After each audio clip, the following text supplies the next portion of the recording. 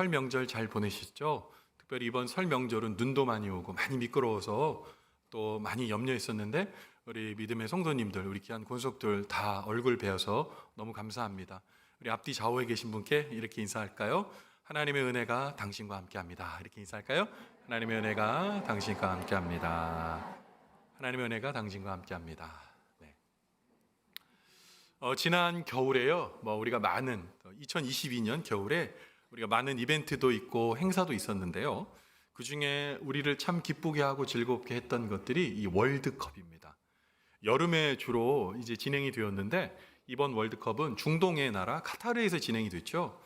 그래서 2022년 카타르 월드컵은 초유의 사태로 이제 겨울에 진행되는 월드컵을 저희가 이제 시청하게 되었습니다.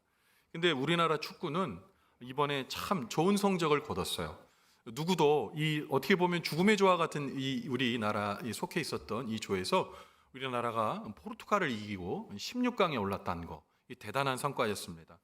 그런데 이렇게 좋은 성과를 이루어낸 것은 국민들 12번째 선수라고 얘기하는 국민들의 열화와 같은 성원과 응원과 격려도 있었지만 가장 중요한 것은 모든 선수들이 자기 포지션에서 자기 자리에서 굳건하게 최선을 다해서 경기에 임해준 결과라고 볼 수 있습니다. 여러분 기억하시죠?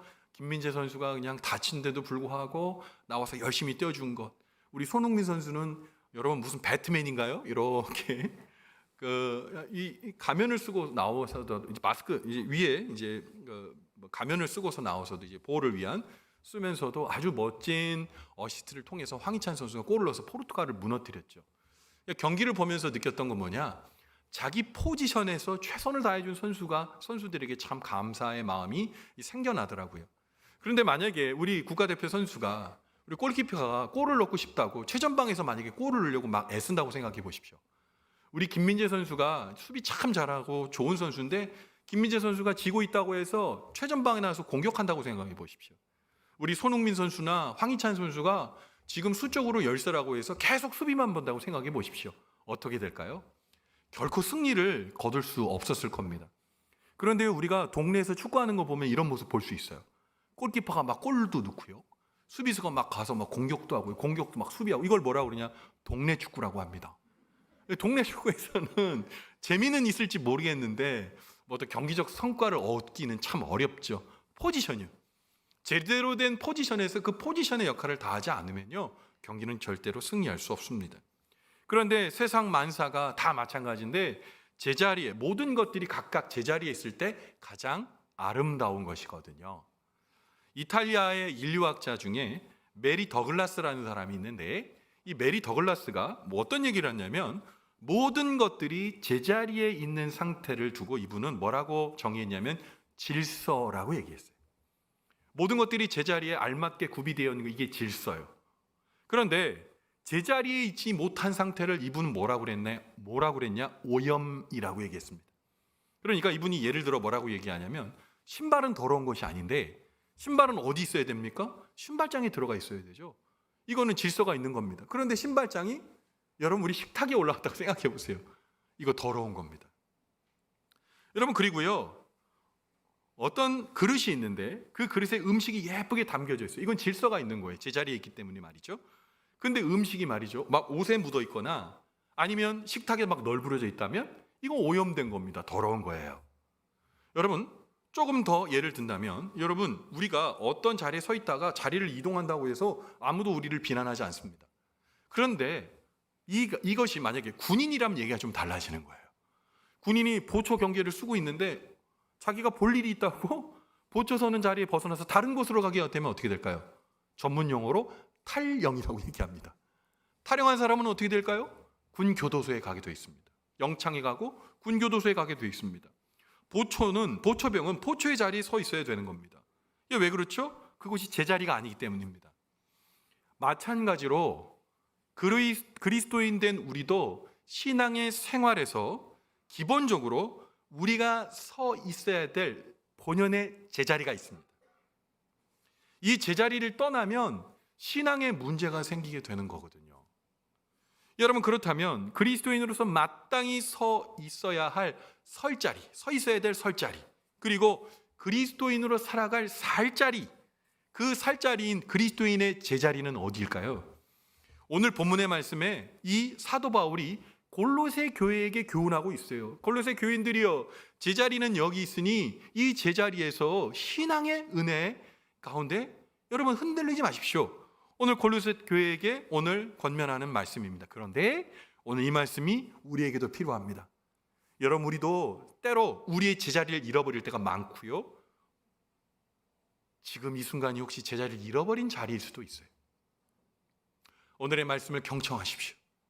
이 말씀을 통해 내가 그리스도인으로 살아가야 할 제자리가 어디인지 깨닫게 되고 그 제자리에 서 있음으로 말미암아 주님께서 살피시고 돌보시며 참 그리스도인에게 주시는 축복이 머무게 되는 은혜의 시간 되기를 주님의 이름으로 간절히 축원을 드립니다.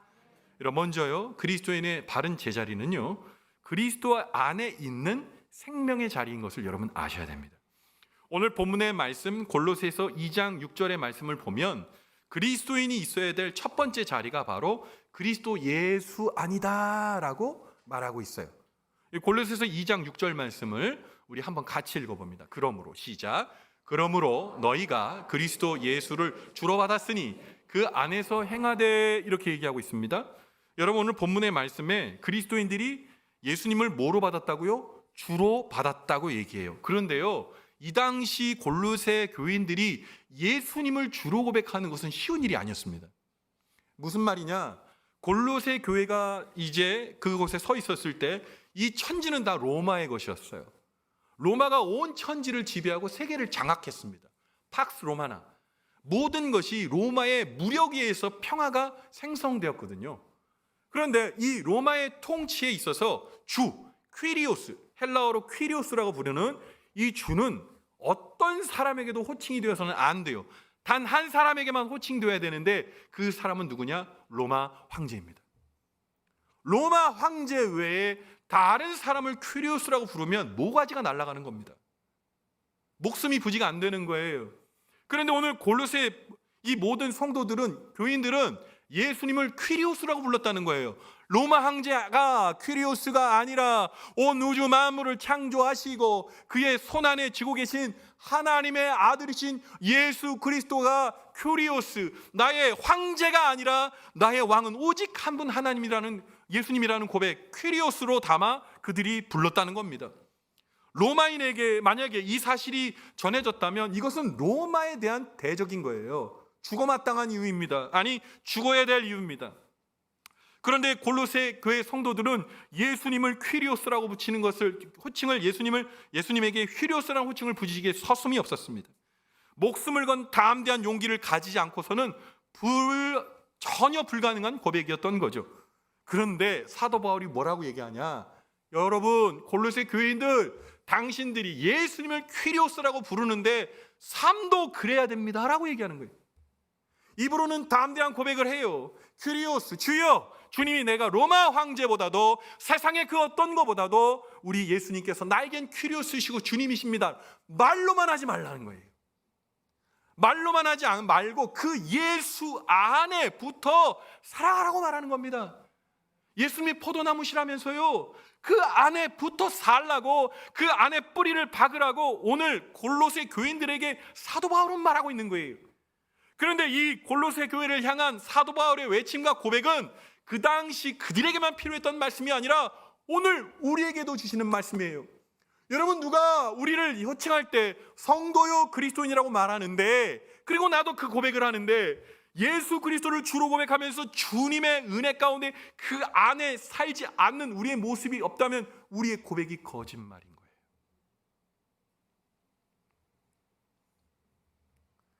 자기의 삶을 움직이는 추동하는 힘이 다른 것이 아니라 예수 그리스도여야 된다는 거예요. 예수님을 주로 고백한다면 말이죠. 스위스 출신의 프랑스 철학자, 여러분, 철학자 장자크 루소를 잘 아실 겁니다. 그런데 이 루소가요, 세상에 사람들이 살아갈 때 시기별로 움직이는 그 삶을 추동하는 힘이 있대요. 뭐라고 얘기하면 이렇게 얘기합니다. 10대 때는 과자면 움직인다는 거예요. 청소년들은. 20대는 사랑하는 연인 때문에 그의 생각과 삶이 움직이고요. 30대에는 재미와 쾌락 때문에 움직이고요. 40대에는 야심과 비전 때문에 움직이고요. 50대에는 탐욕이 그의 삶을 움직이게 된다는 거예요. 그런데 이 말에 대해 우리가 반박하기 어려워요. 우리의 삶의 자리에서 시기 때마다 그러하다는 것이 고개가 끄덕여지기 때문에 말이죠. 그렇다면 그리스도인의 삶을 강력하게 움직이는 힘은, 그리고 그 뿌리에, 신앙의 뿌리의 근간이 되는 힘은 무엇일까요? 과자일까요? 아니면 연인일까요? 아니면 재미와 쾌락일까요? 아니면 탐욕일까요? 여러분 뭡니까? 바로 예수 그리스도인 줄 믿으시기 바랍니다. 예수 그리스도인 거예요. 여러분, 그리스도인들은 그래서 누구에게 뿌리를 박아요? 예수님께 뿌리를 박는 거예요. 예수 예수 외치고 부르짖고 사는 거예요. 여러분, 우리 믿음의 성도들, 신앙의 성도들, 우리 선배님들 여기 다 계신데, 여러분 90년대 80년대 여러분 예배 드릴 때 여러분 어떠셨어요? 눈물 없이는 예배를 드릴 수가 없었어요. 나의 삶에, 이 팍팍한 삶에, 먹고 사는 것도 힘든 삶 가운데에 예수 믿는 것이 가장 귀한 것이라고 여겼기 때문에 예수 이름 부여잡고 뒹굴고 울고 하나님을 의지하고 방방 걷고 기도원마다 수양원마다 하나님을 의지하고 부르짖는 하나님의 사람들이 얼마든지 많이 있습니다. 지금 기도원 가보세요. 수양관 가보십시오. 귀신 나올 것 같아요. 사람들 없어요. 뭐 멀리 기도원까지 갈 필요도 없어요. 예배의 자리 생각해 보세요. 기도의 자리 생각해 보세요. 텅텅 비었어요. 왜 그럴까요? 물어보고 싶어요. 나에게 물어봅시다. 정말 예수가 내 신앙에, 내 삶 가운데 뿌리 박아져 있는 겁니까? 아니면 예수 믿는 거지 취미나 기호이십니까? 커피 마시듯이. 사막에 가면 오아스 주변에 종려나무가 자라난다고 합니다. 종려나무는 처음에 심었을 때는 작은데요, 이게 수년이 지나면 아주 울창한 나무가 됩니다. 사막에 있는 종려나무가 물도 귀하고 바람도 심하게 부는 가운데서도 굳건하게 잘 자라는 비결이 있대요. 여러분도 눈치채셨던 분도 있으시겠지만 그 나무는 뿌리를 깊게 내린다는 거예요. 심하게는 몇백 미터까지 그 뿌리가 수온을 찾아 달려간다는 겁니다. 그래서 이 나무는 아무리 바람이 심하게 불어도 흔들림이 없고 가뭄 속에서도 물이 귀하게 되어도 뿌리가 견고하기 때문에 수분을 충분히 공급받고 큰 나무로 아름답게 성장하게 된다는 겁니다. 여러분, 이와 마찬가지로 사람들이 이 세상을 살면서 어디에 뿌리를 내느냐에 따라서 그의 인생이 달라집니다. 여러분, 돈을 향해 뿌리를 내린 사람은 모든 것을 돈으로 생각합니다. 최근에 아주 인기 있었던 드라마가 있었다면서요. 재벌집 막내 아들. 재벌집 막내 아들. 근데 저는 뭐 다 보진 않았는데 사람들이 거기다가 평을 달아놓은 거 봤어요.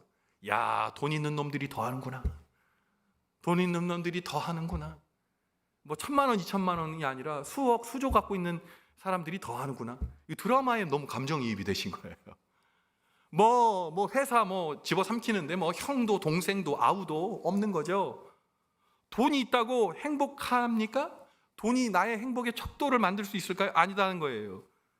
가족보다 돈을 사랑하게 되면 돈 때문에 불행이 그 집 앞에 이르게 되는 거예요. 자신의 돈을 빼앗기지 않을까 염려도 하고 남의 돈을 빼앗으려고 생각하게 되면 병에 이르게 되고 비참한 죽음에 이르기까지도 합니다. 여러분 또한 몸의 아름다움에 뿌리를 내리면 어떻게 될까요? 정말 아름다운 아가씨가 있는데 이 아가씨는 날마다 거울을 보며 생각하는 거예요. 나 너무 살이 찐 것 같아. 너무 살이 찐 것 같아. 저는 사실 거울을 보면서 너무 마른 것 같아. 저는 그렇게 생각을 하는데 너무 살이 찐 것 같아 생각을 한다는 거예요. 그러니까 어떻게 안 먹는 겁니다. 계속 안 먹는 거죠. 그 나중에 병의 단계로 커지게 되면 이걸 거식증이라 그래요. 안 먹는 겁니다. 그래서 모델이었던 정말 아름다웠던 처자가 너무 안 먹으니까 정말 뼈와 가죽이 붙어있는 아주 비참한 모습으로 여러분 죽은 사람들도 있습니다. 아름답게 되려다가 죽음에 이르게 된 거예요. 여러분, 권력은 어떨까요? 권력에 뿌리 내린 사람은요, 그 권력이라는 이 소금물을 계속 먹고 갈증을 하게 되는 겁니다. 여러분, 우리나라 정치가 사람이 나빠서 그런 게 아니에요. 정치에 권력욕이 있으면요, 어떤 것도 선한 것이 자라나지 못해요. 권력의 맛을 알게 되면 그 권력을 계속 유지하고 부지하려고 거짓말도 하고 돈도 주고 나쁜 일도 하면서 양심의 가책이 없게 되는 겁니다. 여러분 결국 어떻게 될까요? 이 수많은 현자들이 얘기해요. 권력을 갖는 것이 영원하지 않는 거예요. 잘 아시죠? 권불 10년입니다. 권력 10년 못 가요. 화무 11홍요. 예쁜 꽃도 10일 못 가요. 근데 그냥 뿌리를 내리고 살려고 애쓰는 겁니다. 여러분, 이와 같이 우리가 어디에 뿌리를 내리느냐에 따라서 우리의 인생이 달라지는데, 그럼 과연 그리스도인 된 우리는 어디에 뿌리를 내려야 됩니까? 오늘 말씀에서 얘기합니다. 예수 그리스도 안에 뿌리를 깊게 내리라고 말하고 있어요. 그냥 내리는 게 아니라 어떻게 해요? 깊게 내리는 겁니다. 그런데 그리스도인 중에서도 어려운 환경이 부딪힐 때 믿음이 좋아 보였던 사람들이 믿음이 흔들리는 것을 보게 됩니다. 왜 믿음이 좋아 보이던 성도님들의 믿음이 흔들릴까요? 그것은 성도의 믿음이 그리스도 안에 뿌리를 내렸지만 충분하게 깊숙이 뿌리를 내리지 못했기 때문이에요. 그래서 우리 그리스도인들이 찾아가야 될 제자리 어디입니까? 그리스도의 안에 뿌리를 내리는 신앙적인 삶인 거예요. 여러분, 예수 그리스도를 믿으면 영생을 받는다는 건 단순한 겁니다. 그러나 우리가 삶으로 주님이 원하시는 뿌리박은 예수 그리스도께 뿌리박은 삶은 노력하셔야 돼요. 노력하셔야 됩니다. 하나님의 은혜가 내 안에 머물도록 예수님께서 예수님을 나의 인생의 구주로 믿고 주님 말씀대로 살아가려는 몸부림이 우리에게 있어야 되는 거예요. 가만히 두면 음식은 부패하기 마련이거든요. 죄성인 우리를 가만히 놔두고 방치하시면 안 돼요. 그러면 신앙의 은혜가 우리 안에 도망가고 우리의 신앙이 부패하기 딱 좋습니다. 늘 주의 은혜로 말씀의 은혜가 우리를 방부제 역할을 하는 거예요. 썩지 않게 하는 겁니다. 여러분, 우리의 삶을 돌아보십시오. 오늘 우리는 어느 자리에 있습니까? 제자리에 있으세요? 우리에게 영원한 생명을 주시기 위해 십자가에 달려 죽으시고 우리에게 영생을 허락해 주신 그 예수님이 나의 삶 가운데 머물고 계십니까? 내가 그 가까운 자리에 나가기를 힘쓰고 계십니까? 아니면 순간순간 돈이나 명예나 건강과 쾌락과 재미를 겸하여 섬겨서 예수님의 자리와 그리고 그 자리를 평가해 볼 때 내가 예수님 말고 다른 것에 더 가까이 서 있진 않으신지요? 제자리로 돌아오세요. 제자리로 돌아오세요. 제자리로 돌아오십시오. 오늘 우리 신앙의 삶이 뿌리내린 예수 그리스도로 뿌리내린 온전한 그리스도 안의 신앙의 자리로 오셔야 됩니다. 뭐 하셔야 될까요? 하나님의 은혜 가운데 잃어버렸던 예배의 자리 되찾으세요. 여러분, 말씀의 자리 되찾으세요. 찬양의 자리 되찾으세요. 은혜의 자리를 제자리에 가셔야 되는 거예요. 코로나19로요 교회가요 예배 자리가 폭격을 맞았습니다. 사랑하는 우리 망원주일교 성도님들 열심히 예배 자리에 참석하시지만 어떤 교회는요 교회 코로나 전에 교인이 60% 50%도 안 되는 교인들이 엄청 많아요. 예배 자리가 텅텅 비었습니다. 여러분, 우리가 예배를 드리려고 애썼던 그 자리, 그 눈물 흘렸던 자리, 하나님 우리에게 예배 자리를 회복시켜 주십시오. 간절히 기도했던 자리, 기도를 잊으시면 안 되는 거예요. 믿음의 자리에 주님께 뿌리를 깊이 박아 어떠한 상황 속에서라도 흔들리지 않는 믿음의 사람, 오늘 이 말씀 듣는 저와 여러분 되기를 주님의 이름으로 간절히 축원을 드립니다. 오늘 우리의 신앙의 삶에 뿌리가 깊이 내린 온전한 신앙의 삶이 되려면 여러분 주의 은혜 가운데 깊이 예수의 은혜 가운데 마치 종려나무가 생명의 수온을 찾아 끝까지 그 뿌리를 깊게 내리는 것처럼 우리의 신앙의 삶이 그 뿌리를 주님 앞에 내리려고 애쓰는 고투와 열정과 땀과 눈물이 있게 되기를 주님의 이름으로 간절히 축원을 드립니다. 여러분, 그럴 때 우리의 제자리를 통해 우리 아름다워지는 겁니다. 두 번째 우리가 기억해야 될 바른 자리, 그리스도인의 바른 제자리는 어디일까요? 어떤 유혹과 환난 속에서도 흔들리지 않는 믿음에 굳게 서서 감사하는 삶이에요. 오늘 본문의 말씀인 골로새서 2장 7절의 말씀을 보면 그리스도인들이 있어야 될 자리가 어디냐? 어떤 유혹과 환난 속에서도 잘 세워진 흔들리지 않는 믿음의 자리를 사수하고 그에서 감사의 찬양을 부르라고 얘기하고 있어요. 오늘 골로새서 2장 7절의 말씀 같이 한번 읽어보겠습니다. 그 안에 시작. 그 안에 뿌리를 박으며 세움을 받아 교훈을 받은 대로 믿음에 굳게 서서 감사함을 넘치게 하라. 아멘. 오늘 사도 바울은 그리스도인의 믿음의 성장과 성숙을 얘기할 때 건물에 비유합니다. 우리의 신앙은 집을 세우는 것과 똑같아요. 여러분, 신앙의 집을 어디에 세워야 되냐? 믿음 위에 세워야 돼요. 거룩한 믿음 위에 세워야 돼요. 지극히 거룩한 믿음은 뭡니까? 성경이 말하는 복음 진리를 말합니다. 여러분, 복음이 뭡니까? 예수 그리스도만이 우리의 구주 되시고 예수만이 우리의 길이요 진리요 생명 되심을 믿는 겁니다. 이 믿음 위에 우리의 신앙의 집을 반듯하게 세우라는 겁니다. 그리스도인은 예수 그리스도만이 인생의 정답임을 외치는 사람들입니다. 여러분, 그리스도의 안에 인생의 집을 세우지 않으면 어떤 마음이 우리에게 들까요? 허무감이 우리를 덮치게 될 겁니다. 인생 살아 뭐해? 저렇게 열심히 살던 사람도 어느 날 갑자기 병 얻어서 죽는데 인생 살아 뭐해? 인생 결국 7, 80 살다가 어느 날 허무하게 누군가 곁에서 바라보면 다행이고 아무도 없이 쓸쓸한 병실에서 죽는 거면 어떡해? 서울대학교 졸업식에 이 연구자가, 이 박사님이, 젊은 박사님이 이런 격려사를 했답니다.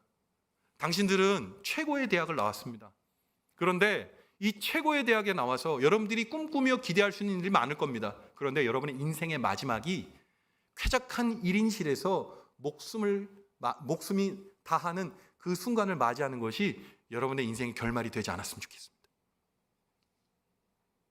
열심히 살아서 돈도 많이 벌고 명예롭게 삶을 살다가 노후 다 마치고 어느 날 예수 그리스도 없이 그냥 깨끗하고 쾌적한 대학병원 1인실에서 목숨을 다하는 것이 끝이 아니게 되기를 얘기하는 거예요. 여러분, 우리의 인생의 종착이 깨끗하고 쾌적한 1인실에서 사람들이 둘러보는 안에서 죽는 겁니까? No, 아니죠. 우리의 마지막은 예수 그리스도로 말미암아 영생의 구원을 얻고 팔 벌려주시는 주님의 놀라우신 따뜻한 품에 기어이 안기는 영화로운 삶이 되기를 바랍니다. 여러분, 그 삶을 위해 우리가 걸어가는 거예요. 인생은 허무 아닙니다. 인생은 내가 누릴 수 있는 것들을 찰나의 순간 가운데 70년 안에 내가 만끽하고 그 모든 삶을 마무리하는 게 아니에요. 예수로 말미암아 영생을 얻는 삶, 그 믿음 위에 서 있는 담대한 삶인 거예요. 그래서 그 삶이 용감한 거예요. 거침이 없는 겁니다. 병 들어 몸이 아파도, 내가 돈이 없어 때로 힘들고 어려울지라도, 명예가 없고 가난할지라도 여러분, 그리스도인들은 어깨 쫙 펼 수 있는 거예요. 영생의 은혜를 얻었거든요. 그 삶이 나의 믿음의 저반이고 기반이거든요. 흔들리지 않는 거예요. 째째해지지 않는 거예요. 예수 그리스도가 우리 안에 없으면 우리 째째한 인생 살 수밖에 없어요. 돈 없으면, 원망하고 병들면 눈물 흘리고.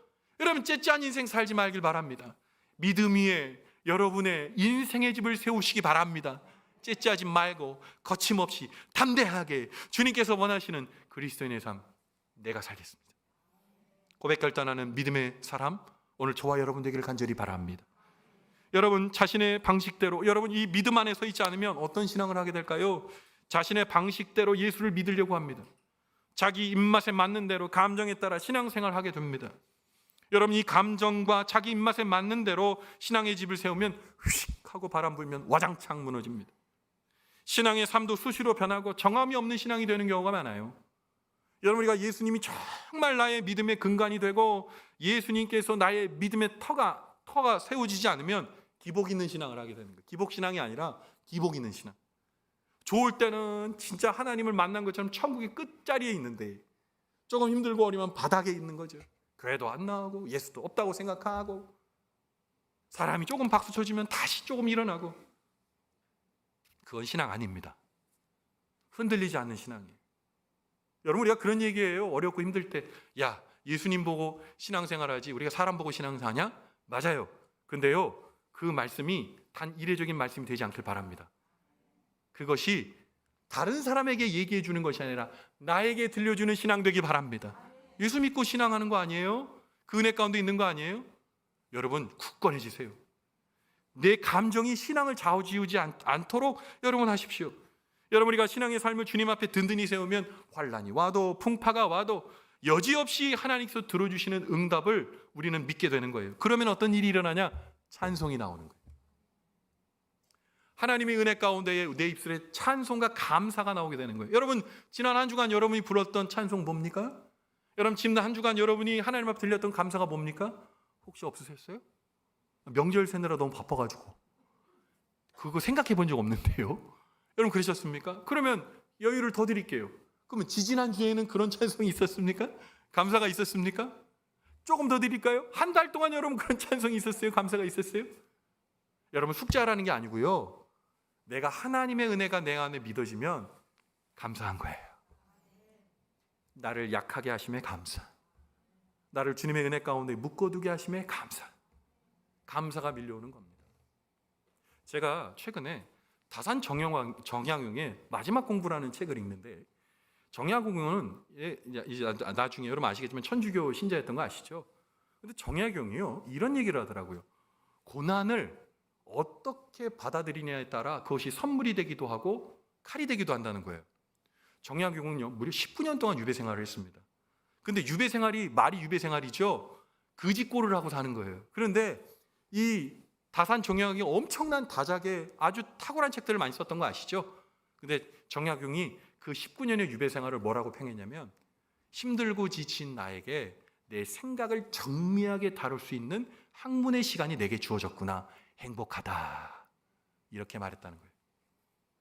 여러분 고난은 때로는 우리에게 힘듦과 어려움을 줍니다. 우리의 신앙을 막 흔들기도 해요. 그러나 그 고난 속에서 주님을 발견하십시오. 믿음의 굳건한 자리에 서 계시면 여러분 하나님께서 내게 주실 은혜와 축복이 막 보이기 시작하는 거예요. 그럼 뭐 하게 되는 거예요? 찬송하게 되는 거예요. 감사하게 되는 거예요. 감사는 아무나 못합니다. 사랑은 아무나 하나, 그런 노래도 있지만 감사는 아무나 하는 게 아니에요. 감사는 하나님의 풍성한 은혜를 기억하고 주님을 끌어안고 있는 사람에게 흘러넘치는 거예요. 감사가 흘러넘치는 믿음의 삶 되기를 바랍니다. 감사가 우리 안에 있으면 그때 뭘 끌어들이냐? 감사가 하나님의 은혜를 끌어당기는 자석이라는 거 여러분 알고 계시죠? 하나님의 은혜가 끌어당겨지는 겁니다. 하나님의 놀라우신 은혜가 우리 손에 들리게 되는 거예요. 좌절하지 마세요. 걱정하지 마세요. 낙심하지 마세요. 이것이 죽을 자리라고 생각하지 마세요. 하나님이 나의 삶의 자리에 계시니, 그 믿음이 내게 있으니 그 자리가 꽃자리, 그 자리가 감사의 자리, 그 자리가 찬송의 자리가 될 줄 믿습니다. 여러분 그 말씀 붙들고 살아가는 사람, 그 사람이 제자리에 있는 거예요. 오늘 사도 바울이 골로새 교인들에게 말했던 그 말씀이 오늘 우리에게도 적용됩니다. 여러분 내가 꿈꾸는 자리에 없다고 낙심하지 마세요. 내가 생각하는 치료의 자리에 없다고 여러분 울지 마세요. 하나님이 나와 손잡고 계시니 걱정하지 마십시오. 하나님이 하십니다. 하나님이 하실 수밖에 없습니다. 그래서 사도 바울은 그래서 골로새 교인들에게 지금 권면하는 겁니다. 골로새 교인에게 애타는 마음으로 권면했던 그 마음으로 우리 믿음의 성도들에게 권면합니다. 예수 그리스도께 뿌리를 내리는 멋진 그리스도인의 삶 살아주시는 저와 여러분 되길 바랍니다.